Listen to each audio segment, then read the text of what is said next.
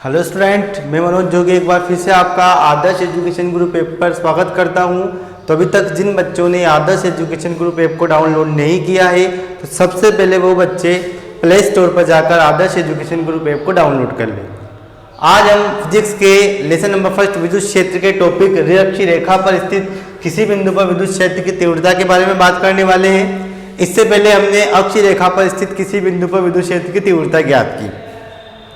अक्षीय रेखा पर स्थित किसी बिंदु पर विद्युत क्षेत्र की तीव्रता का जो अपन ने परिकलन किया उसका मान हम लोगों को प्राप्त हुआ E बराबर 2kP/r³। ठीक है दोस्तों, आज हम बात करने वाले हैं निरक्षीय रेखा पर स्थित किसी बिंदु पर विद्युत क्षेत्र की तीव्रता। सबसे पहले हम बात करेंगे निरक्षीय रेखा कहते किसे। निरक्षीय रेखा किसे कहते हैं, सुनना दोस्तों। विद्युत द्विध्रुव के ऋणावेश व धनावेश को मिलाने वाली रेखा के लंबवत रेखा को निरक्षीय रेखा कहते हैं। निरक्षीय रेखा कहते हैं दोस्तों। निरक्षीय रेखा कहते हैं किसे, मैं एक बार आप लोगों को चित्र के माध्यम से समझा देता हूं। देखो दोस्तों, ये क्या होती है, मैं आप लोगों को पूरी तरह से समझाने वाला हूं। आप लोग चित्र को ध्यान से देखिए। ये एक बिंदु लिया, इस पर ऋणावेश स्थित है। एक बिंदु आप लोगों ने ये ले लिया, इस पर धनावेश स्थित है। मैं इन दोनों रेखाओं को मिला दूंगा। इन दोनों रेखाओं को आप लोगों ने मिला दिया। इन दोनों रेखाओं को जैसे आप मिलाओगे तो ये इस पूरी रेखा का नाम होगा अक्षीय रेखा। ये इसका क्या कहलाता है, मध्य बिंदु। आप लोगों ने इसकी बात की, इस बिंदु का लोग अपने नाम क्या दिया, ओ बिंदु। परिभाषा क्या बोलती है, विद्युत द्विध्रुव के ऋणावेश व धनावेश को मिलाने वाली रेखा के लंबवत रेखा मतलब ये वाली रेखा, ये नीचे भी जा सकती है। इस रेखा को क्या बोलते हैं, अपन निरक्षीय रेखा कहते हैं। ठीक है दोस्तों, आप लोगों को ये निरक्षीय रेखा के बारे में सब कुछ पता लग गया होगा। मान लो यहाँ इस बिंदु का नाम तो होगा ए बिंदु और इस बिंदु का नाम कौन सा होगा, बी बिंदु। हमें इस निरक्षीय रेखा पर स्थित किसी बिंदु पर विद्युत क्षेत्र की तीव्रता ज्ञात करनी है। मान लो हमें बिंदु P पर क्या ज्ञात करना है, विद्युत क्षेत्र की तीव्रता ज्ञात करनी है। हम लोगों ने यहाँ पर बिंदु क्या ले लिया, P। आप लोगों ने ले लिया होगा। यहाँ से लेकर यहाँ तक की दूरी आप लोगों को सबको ही पता है, मैं आप लोगों को पहले भी लिखा चुका था। ये पूरी दूरी कितनी कहलाती है, 2 है। ठीक है दोस्तों, यहाँ से लेकर यहाँ तक की दूरी a कहलाएगी और यहाँ से लेकर यहाँ तक की दूरी क्या कहलाएगी, a कहलाएगी।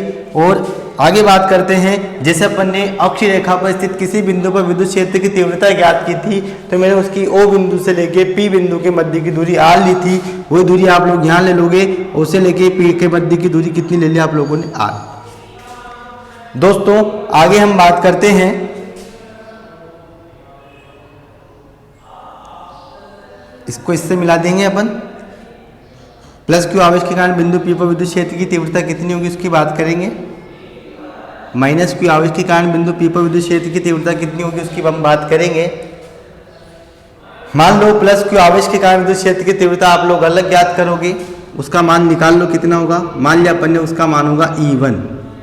ठीक है दोस्तों, और इसके कारण विद्युत क्षेत्र की तीव्रता का मान कितना होगा दोस्तों, ये अपन ने मान लिया E2। ध्यान देना, विद्युत क्षेत्र की तीव्रता का मान प्लस क्यू आवेश के कारण तो कितना हुआ, E1 हुआ। माइनस क्यू आवेश के कारण कितना हुआ, E2 हुआ। E1 की दिशा है BP के अनुदिश, जबकि E2 की दिशा होगी PA के अनुदिश। मैं इसको सदिश राशि के रूप में आप लोगों को रिप्रेजेंट कर देता हूं। आप लोगों को ये चित्र अच्छे से समझ में आ चुका होगा। यहाँ से लेके देखो, यहाँ से लेके यहाँ तक की दूरी 2a है, तो यहाँ से लेके यहाँ तक की दूरी केवल अपने पास होगी a। यहाँ से लेके यहाँ तक की दूरी आप लोगों के पास होगी a। देखो दोस्तों, यहाँ एक त्रिभुज बन चुका है BOP।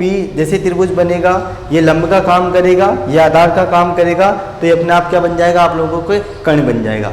आप लोगों को ये चित्र समझ में आ चुका होगा। दोस्तों इस चित्र समझ में आने के बाद यहाँ देखना, मैं E1 व E2 को घटकों के रूप में वियोजित कर देता हूँ। घटकों के रूप में वियोजित करने का अर्थ होता है मैं इसको साइन थीटा और कोस थीटा के रूप में रिप्रेजेंट करने वाला हूँ। ठीक है दोस्तों, तो सबसे पहले मैं इस चित्र को अच्छे से बनाने के लिए सबसे पहले अपन निरक्षीय रेखा वाले चित्र को निरक्षीय रेखा को अपन मिटा देते हैं। देखना दोस्तों ध्यान से, आप इस चित्र को अच्छे से समझना। आप लोगों को निरक्षीय रेखा समझ में आ चुकी होगी। हम ज्ञात करेंगे निरक्षीय रेखा पर स्थित किसी बिंदु पर विद्युत क्षेत्र की तीव्रता। उसे ज्ञात करने के लिए देखो इसका मान कितना, E1 सदिश आप लोगों ने इसने लिया E2 सदिश। ठीक है दोस्तों, मैं इसको भी आगे बढ़ा देता हूँ। ठीक है, इसको भी अपन आगे बढ़ा देते हैं और इसको भी अपन आगे बढ़ा देते हैं ताकि अक्षों का काम करने लग जाए। दोस्तों देखना ध्यान से, यहाँ पर कोण बनेगा, इस कोण को थीटा बनाएंगे तो थीटा के सामने वाली भुजा कहलाती है लंब, तो यहाँ पर आएगा E1 sin थीटा। देखो जब दोस्तों जब भी अपन लंबवत रहते हैं थीटा को, जब घटकों में विभाजित करते हैं तो उसके लंब को तो sin थीटा लेते हैं, जबकि जो आधार होता है वहाँ पर cos थीटा आ जाता है। ठीक है दोस्तों, यहाँ पर E1 sin थीटा आ चुका है तो यहाँ पर कितना आएगा E1 cos थीटा। ठीक है दोस्तों, आगे अपन बात करते हैं। इसी प्रकार E2 के साथ यहाँ कोण बनेगा थीटा, वही थीटा के सामने वाली भुजा लंब कहलाएगी, तो यहाँ पर आएगा दोस्तों अपने पास E2 sin थीटा। क्या जाएगा दोस्तों E2 sin थीटा। जब यहाँ थीटा आएगा, ये sin थीटा आ चुका है तो यहाँ पर इसी जगह आएगा, इसी लाइन में आ जाएगा अपने पास E2 cos थीटा। आप लोगों को इसको घटकों में विभाजित करना अच्छे से आ चुका होगा। मैं एक बार आप लोगों को फिर से बता देता हूँ। E1 के लिए थीटा है, थीटा के सामने वाली भुजा लंब कहलाती है, लंब पर हमेशा sin थीटा लिया जाता है, इसलिए यहाँ पर आया E1 sin थीटा और यहाँ पर आएगा E1 cos थीटा। वही उसी प्रकार थीटा के सामने वाले भुजा लंब कहलाती है, तो यहाँ पर आया E2 sin थीटा और यहाँ पर कितना आएगा E2 cos थीटा। दोस्तों आप लोगों को मैं लिखाने से पहले बता देता हूँ, देखो E1 sin थीटा और E2 sin थीटा परिमाण में समान है, दिशा में विपरीत है, एक दूसरे के मान को ये निरस्त कर देंगे। देखो E1 की दिशा ऊपर की साइड है, जबकि E2 की दिशा कहाँ है, नीचे की साइड है। जबकि E1 cos थीटा व E2 cos थीटा परिमाण में भी समान है, दिशा में भी समान है, तो ये जुड़ जाएंगे। इसलिए जो परिणामी विद्युत क्षेत्र होगा वो इन्हीं घटकों के कारण उपस्थित होता है।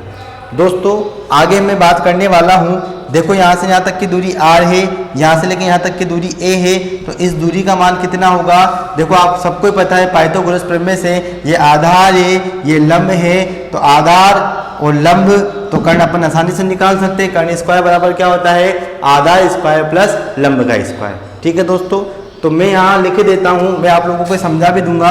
अंडर रूट कैसे आएगा, इसका मान कितना आएगा, r square plus a square.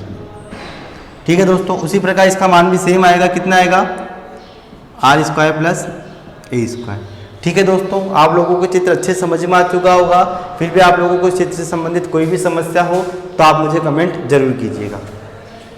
इसके बाद मैं आपको चित्र के बारे में लिखाने वाला हूँ। सबसे पहले आप क्या करोगे, निरक्षीय रेखा पर स्थित किसी बिंदु पर विद्युत क्षेत्र की तीव्रता ज्ञात करने के लिए सबसे पहले आप निरक्षीय रेखा की परिभाषा लिखो। उसके बाद मैंने जो चित्र बनाया उस चित्र के बारे में लिखो, चित्र बनाओ। उसके बाद अपन चित्र के बारे में लिखने वाले हैं। देखना दोस्तों, माना कि AB एक विद्युत द्विध्रुव है। ठीक है दोस्तों, जिसके बिंदु A पर ऋणावेश -q व बिंदु B पर धनावेश +q स्थित है।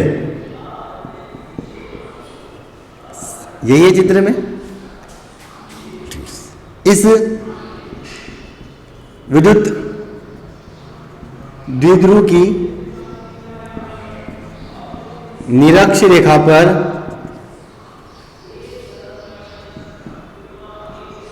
एक बिंदु या कोई बिंदु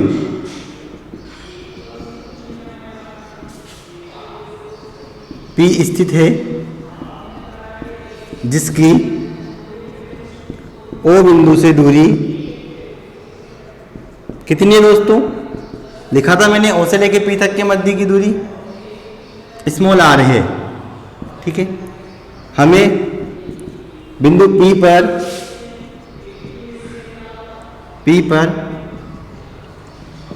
विद्युत क्षेत्र की तीव्रता ज्ञात करनी है। ठीक है दोस्तों, आप लोगों को ये चीज़ अच्छे समझ में आ चुकी होगी, यहाँ तक आप लोगों को कोई समस्या नहीं होगी। विद्युत क्षेत्र की तीव्रता ज्ञात करनी है। हम लोगों को बिंदु P पर विद्युत क्षेत्र की तीव्रता ज्ञात करनी है विद्युत द्विध्रुव के कारण। तो मैं क्या करूंगा, प्लस Q आवेश के कारण बिंदु P पर विद्युत क्षेत्र कितना होगा, माइनस Q आवेश के कारण बिंदु P पर विद्युत क्षेत्र कितना होगा, उन दोनों को सबसे पहले ज्ञात करूंगा। तो दोस्तों सबसे पहले आप लोगों को ये चीज़ अच्छे समझ में आ चुकी होगी। हम बात करेंगे इसके आगे। प्लस Q आवेश के कारण दो आवेश है। बिंदु B पर कौन सा आवेश है, प्लस आवेश है, जबकि बिंदु A पर कौन सा आवेश है, ऋण आवेश है। सबसे पहले अपन ज्ञात करेंगे प्लस Q आवेश के कारण बिंदु P पर विद्युत क्षेत्र की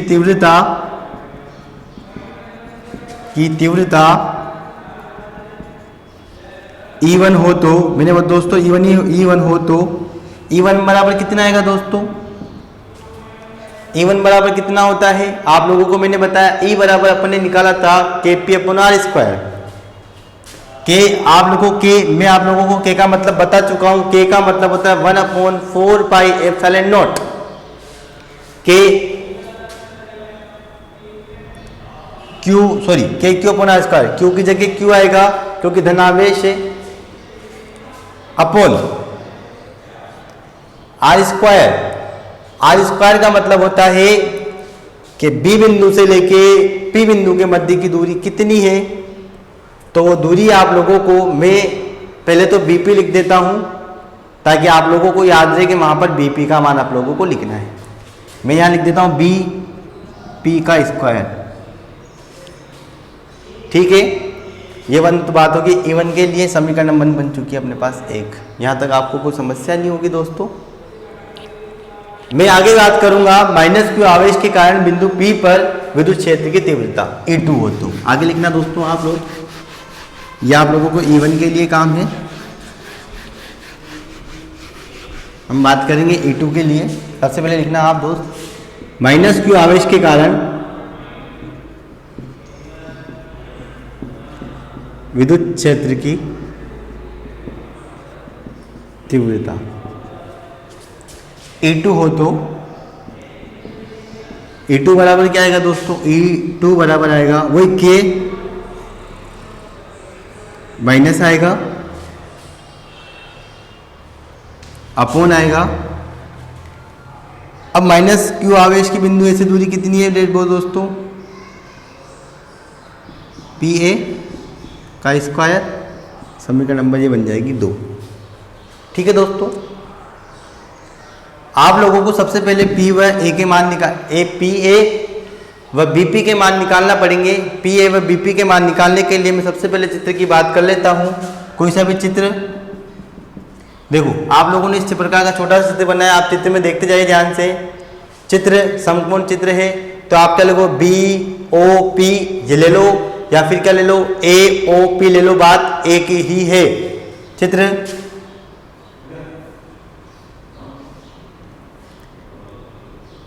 से त्रिभुज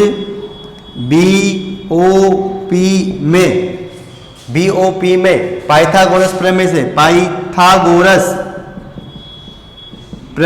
पाइथागोरस प्रमेय क्या होती है, कर्ण स्क्वायर बराबर आधा स्क्वायर प्लस लंब स्क्वायर। मैं आप लोगों को लिख देता हूं, कर्ण स्क्वायर बराबर आधार का स्क्वायर प्लस लंब का स्क्वायर। ठीक है दोस्तों, नीचे का आपको नहीं दिखेगा इसलिए मैं ऊपर से लिखना स्टार्ट करते हैं वापस। कर्ण स्क्वायर का मतलब तो है B से लेके P तक की दूरी, तो यहां पर आएगा BP का स्क्वायर बराबर आधार स्क्वायर। आधार का मतलब है O से लेके B के मध्य की दूरी, तो क्या आएगा OB का स्क्वायर प्लस लंब का मतलब होगा O से लेके P के मध्य की दूरी, तो कितना आएगा OP का स्क्वायर। B से लेके P के मध्य की दूरी आपको याद करनी है, तो यहाँ पर BP का स्क्वायर ही रहने देते हैं। आगे हम बात करेंगे O से लेके B के मध्य की दूरी, तो O से लेके B के मध्य की दूरी आप लोगों को लिखवा रखिए, उसका मान है A स्क्वायर। A तो क्या बन जाएगा दोस्तों, A का स्क्वायर, क्योंकि स्क्वायर पहले से लग रहा है, प्लस O से लेके P के मध्य की दूरी R है, तो कितना बन जाएगा R स्क्वायर। आगे हम बात करेंगे दोस्तों ध्यान से, बी पी स्क्वायर उठाएंगे इधर से क्या लग जाएगा, अंडर रूट क्या बन जाएगा दोस्तों, ए स्क्वायर प्लस आर स्क्वायर। आप लोगों को बन चुका होगा ये। आप इसे ऐसे भी लिख सकते हो या ऐसे भी लिख सकते हो, बी पी बराबर ए स्क्वायर प्लस आर स्क्वायर के ऊपर 1/2, क्योंकि रूट का मतलब कितना होता है 1/2। दोस्तों मैंने चित्र में R square plus A square लिख रखा है, तो आप कंफ्यूज मत होना। 1 + 2 बराबर भी 3 होता है और 2 + 1 बराबर भी 3 ही होता है। प्लस में है तो इधर उधर लिखा जा सकता है। आप लोगों को समीकरण नंबर 3 बन जाएगी। इसी प्रकार मैं इसी प्रकार करके लिख रहा हूं। इसी प्रकार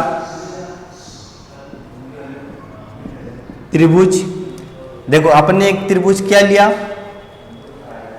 बी ओ पी। इसी प्रकार एक त्रिभुज आप लिख सकते हो ए ओ पी। इसी प्रकार त्रिभुज ए ओ पी में ए पी का मान डायरेक्ट लिख दूंगा दोस्तों, क्योंकि सेम है। ए पी बराबर कितना आएगा दोस्तों, वो आएगा जो आप लोगों ने निकाला, ए स्क्वायर प्लस आर स्क्वायर की घात 1/2 समीकरण नंबर 4। समीकरण नंबर 3 व 4 से ए पी और बी पी के मान का रखोगे समीकरण नंबर 1 व 2 में।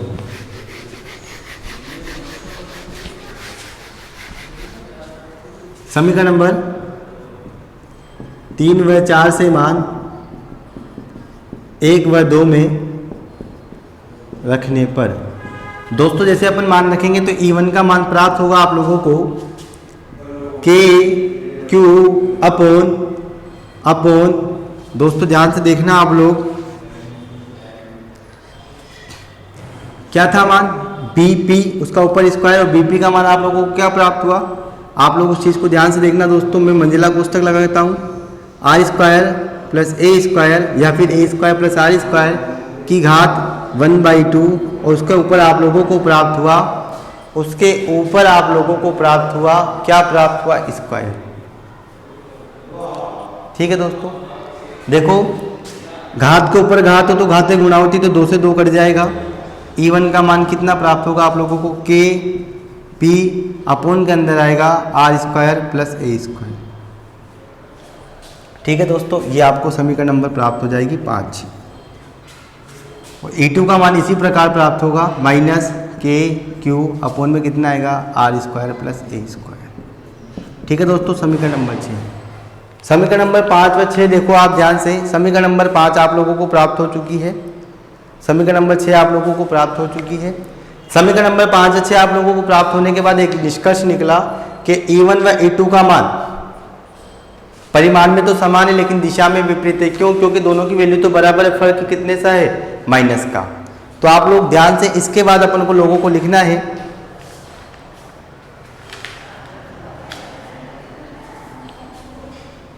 दोस्तों, आगे हम बात करेंगे समीकरण नंबर 5 व 6 आप लोगों ने अच्छे से निकाल चुकी होगी। समीकरण नंबर 5 व 6 से क्या निष्कर्ष निकला, समीकरण नंबर 5 व 6 से यहाँ पर एक बात प्राप्त हुई। क्या प्राप्त हुई, मैं नीचे लिख देता हूं, E1 मोड में E2 मोड में।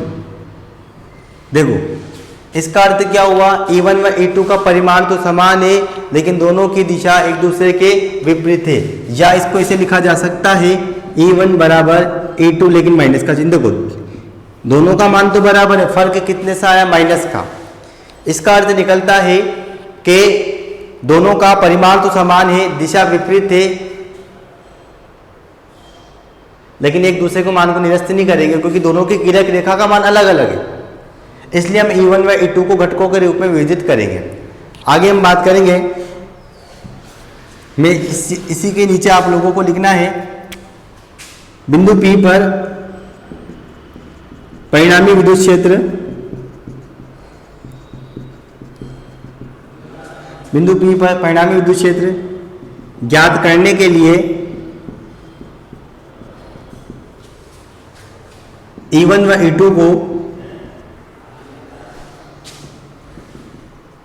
घटकों के रूप में, मैंने पहले ही कर चुका हूं, घटकों के रूप में वियोजित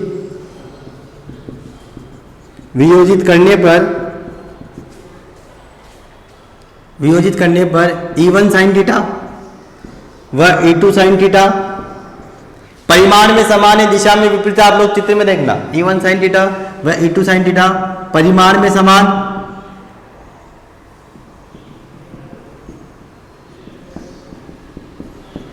व दिशा में विपरीत होने के कारण एक दूसरे के मान को निरस्त कर देते हैं, जबकि E1 cos थीटा व E2 cos थीटा परिमाण में समान व दिशा में भी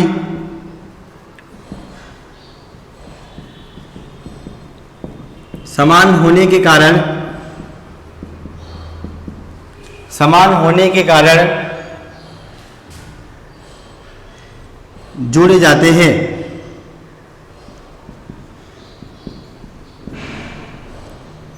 इसलिए परिणामी विद्युत क्षेत्र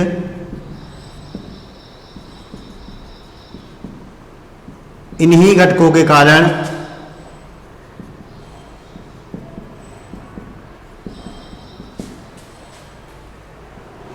होता है। अतः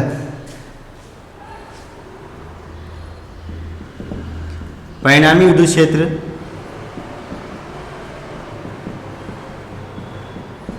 E हो तो E बराबर कितना आएगा बेटा?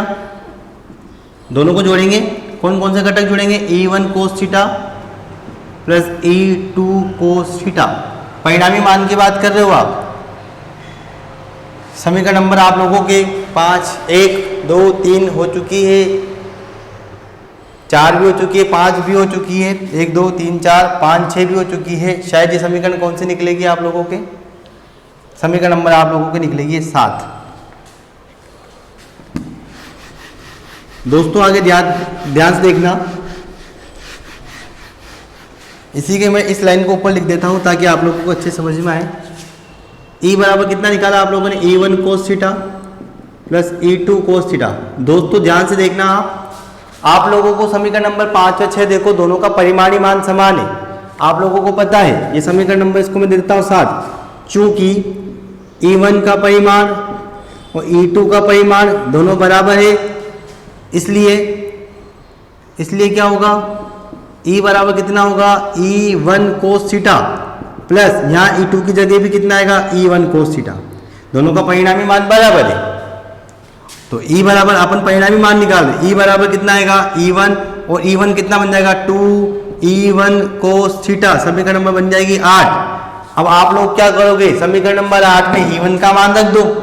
समीकरण नंबर 8 में E1 का मान कहाँ से? समीकरण नंबर 5 से। मान रखने पर जैसे आप E1 का मान रखोगे तो E बराबर कितना होगा? 2। E1 लोग का मान आप लोगों को सबको ही पता है, 2 क्या था? K Q अपॉन में कितना था? R square plus A square. साथ में cos थीटा तो है ही सही। समीकरण नंबर आप लोगों के बन गई है 9। आप लोगों को कुछ भी नहीं करना है, चित्र के माध्यम से cos थीटा का मान ज्ञात करना है, और आप लोग जैसे cos थीटा का मान ज्ञात करोगे आपकी सारी समस्या सोल्व हो जाएगी। ठीक है दोस्तों, मैं आगे इस चीज को लिखने वाला हूं।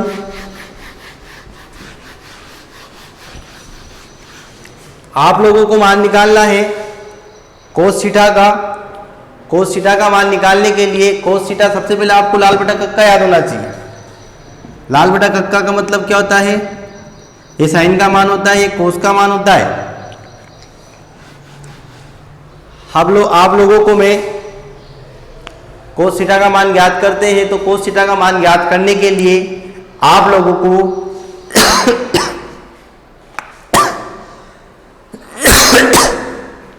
एक बार फिर से चित्र में जाना होगा। मैं आप लोगों को यहाँ डायरेक्टली लिख देता हूं चित्र से। मैं आप लोगों के लिए यहाँ पर एक छोटा सा चित्र बना देता हूँ, आप लोगों को समझ जाना। मैं आधा चित्र बना रहा हूँ। यहाँ बिंदु P था, यहाँ बिंदु O था और यहाँ बिंदु B था। मैं आप लोगों के लिए आधा चित्र बना रहा हूँ, बस इसको बनाना नहीं है, बस समझ जाने के लिए।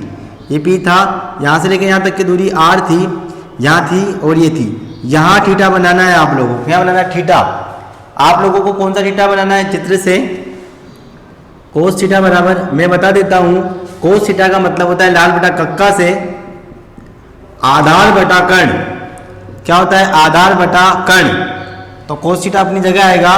देखो थीटा के सामने यहाँ से लेकर यहाँ तक की दूरी a थी, आप लोगों को मैंने बता रखी है, और यहाँ से लेकर यहाँ तक की दूरी आप लोगों का R square plus A square के ऊपर 1/2 है। ठीक है दोस्तों, रोड में है या रोड में बोल दो या 1/2 बोल दो। थीटा के सामने वाली भुजा लंब कहलाएगी, तो आधार की जगह आएगा a बटा लाल बटा कक्का से कर्ण का मान कितना है आपको दोस्तों? R square plus A square के ऊपर 1/2 घात। तो ये किसका मान आ चुका है अपने पास? कोस थीटा का मान आ गया दोस्तों। ठीक है दोस्तों, आगे लिखते हैं हम। उसके बाद क्या करेगा? चित्र से कोस थीटा का मान निकाला। कोस थीटा का मान उपरोक्त समीकरण में रखने पर, मैं आप लोगों को नीचे नहीं लिखकर चित्र को मिटा के ऊपर लिख देता हूं। आप लोगों ने E1 का मान निकाला, E बराबर कितना आया आपके पास? 2 था, K था, P था, अपॉन में कितना था? R square plus A square था। कोस थीटा का मान आप लोगों को लिखना है। कोस थीटा का मान आप लोगों ने प्राप्त किया a बटा कितना प्राप्त किया? R square plus A square के ऊपर 1/2 घात। दोस्तों मैं इसको सोल्व करके लिख रहा हूँ, आप इस चीज़ को ध्यान से समझना। आप लोगों को मैं एक चीज़ बता चुका हूँ, 2 मिनट पहले इसको लिख लेते हैं। 2KQ अपॉन ये a भी आ चुका है गुणा में। देखो दोस्तों इसके ऊपर एक घात है, आधा समान हो, घातें जुड़ जाएगी। एक ये रही, आधी ये रही, एक और आधी कितनी होती है? 3/2, 1.5। तो क्या बन जाएगा? R square plus A square के ऊपर 3/2 घात आ गया। 3/2 घात बनने के बाद दोस्तों आगे आप सबको ही पता है, मैं यहाँ साइड में लिख देता हूँ, चूंकि एक P बराबर होता है 2 या Q इंटू 2A। देखो दोस्तों आपको 2 दिख गया, Q दिख गया A, जहाँ आपको 2QA दिख जाता है उसकी जगह क्या बन जाता है? P। तो E बराबर आप लोगों के बन जाएगा 2KP। क्या बन गया दोस्तों आपके वापस? 2KP बन चुका है। सॉरी दोस्तों 2 आ गया, A आ गया, Q आ गया, तो 2QA की जगह क्या आ जाएगा? केवल P अपॉन में आप लोगों के आने वाला है R square plus A square के ऊपर 3/2 घात। जैसे हमने पहले लिखा था वैसे हम लोगों को लिखना है। क्या है? R स्क्वायर की तुलना में ए स्क्वायर का मान बहुत कम होता है। अब मैं लिखने वाला हूँ, चूंकि R स्क्वायर ग्रेटर देन ए स्क्वायर, अतः ए स्क्वायर वाले पद को नगण्य मानकर छोड़ने पर, जैसे आप नगण्य मान के छोड़ दोगे तो E बराबर कितना आएगा? KP अपॉन कितना आएगा दोस्तों? ये इसका मान तो 0 हो चुका है, R स्क्वायर के ऊपर 3/2 घात। आप लोगों को मैंने अभी थोड़ी देर पहले समझाया, घात के ऊपर घात हो तो घातें गुणा हो जाती है, तो 2 से 2 कट जाएगा। E बराबर आप लोगों के कितना बनेगा? KP upon R3। समीकरण नंबर जो भी आए, शायद 8 या 9, मैं 8 लिख देता हूँ, आप लोग सीरियल वाइज देख लेना समीकरण नंबर कौन सी है। समीकरण नंबर 8 आ चुकी है। समीकरण नंबर 8 निरक्ष रेखा पर स्थित किसी बिंदु पर विद्युत क्षेत्र की तीव्रता को बताती है। आप चाहो तो इसे सदिश रूप में भी लिख सकते हो। सदिश रूप में क्या आएगा? सदिश रूप में E के ऊपर सदिश लगा देना, KP लिख देना, इसको R3 चाहे तो उसको मोड में लिख देना, यहाँ R लग जाएगा केवल। ठीक है दोस्तों, समीकरण नंबर ये बन जाएगी 9। ठीक है दोस्तों, समीकरण नंबर 8 व 9 क्या बताती है? समीकरण नंबर 8 व 9 निरक्ष रेखा पर स्थित किसी बिंदु पर विद्युत क्षेत्र की तीव्रता को प्रदर्शित कर दी। मैं लिख देता हूं, अतः समीकरण नंबर 8 निरक्ष रेखा पर स्थित किसी बिंदु पर विद्युत क्षेत्र की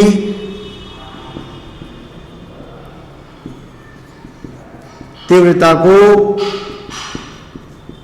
प्रदर्शित करती है।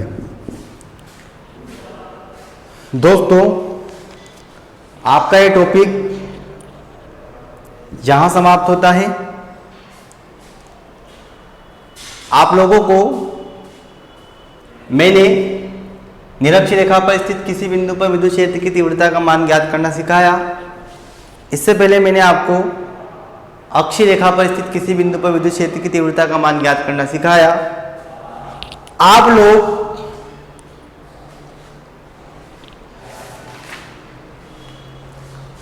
लोग मुझे ये कमेंट जरूर करके बताइए कि निरक्षीय रेखा पर स्थित विद्युत क्षेत्र की तीव्रता और अक्षीय रेखा पर स्थित विद्युत क्षेत्र की तीव्रता में क्या फर्क हुआ। मुझे पता है आप लोगों को इसका आंसर अच्छे से पता होगा। मैं आप लोगों को बता देता हूं। आप लोगों ने देखा कि अक्षीय रेखा पर स्थित विद्युत क्षेत्र की तीव्रता में आता है 2kp/r³, जबकि निरक्षीय रेखा पर स्थित विद्युत क्षेत्र की तीव्रता के लिए सूत्र आया E = kp/r³। फर्क इतना सा है, उसका मान इसके मान से दुगना है। ठीक है, या आप बोल दो आधा है, इसका आधा बोल दो, उसको दुगना बोल दो, बात एक ही होगी। तो दोस्तों, इसी प्रकार निरक्षीय रेखा पर स्थित किसी बिंदु पर विद्युत क्षेत्र की तीव्रता का ये टॉपिक यहीं समाप्त होता है। आप लोगों को इस टॉपिक से संबंधित कोई भी समस्या हो तो आप कमेंट जरूर कीजिएगा। थैंक यू, धन्यवाद।